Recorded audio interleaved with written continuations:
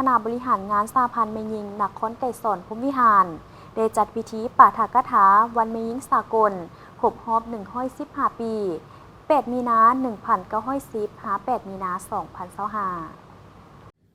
พิธีจัดขึ้นในวันที่ 6 มีนา โดยการเป็นประธานของท่านนางวรรณาลีแก้วหาน้ำ รองเจ้านครไกรสอนพรหมวิหาร มีรองเลขาพรรค กรรมการประจำพรรค กรรมการพรรค ประธานคณะบริหารงานสหพันธ์แม่หญิงนคร พร้อมด้วยประธานสหพันธ์แม่หญิงบรรดาห้องการอ้อมข้าง และสมาชิกแม่หญิงเข้าร่วม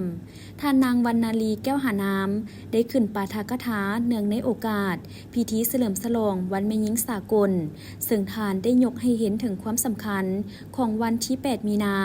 แม่นเหตุการณ์การเมืองที่สำคัญ เป็นขีดหมายแห่งชัยชนะอันพื้นฐานของขบวนการแม่หญิงสากล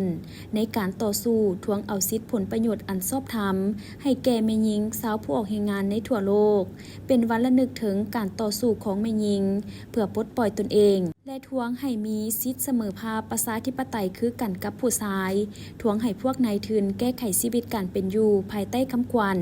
ผู้หนึ่งเฮ็ดเวียกมื้อละ8 ชั่วโมงแม่หญิงและผู้ชายเฮ็ดเวียกคือกันต้องได้รับเงินเดือนเท่ากันต้องมีระบบป้องกันสุขภาพของแม่หญิงและเด็กน้อยต้านสงครามหุกหารปกปักรักษาสันติภาพของโลกนับแต่นั้นมาวันที่ 8 มีนาจึงเป็นวันแม่หญิงสากล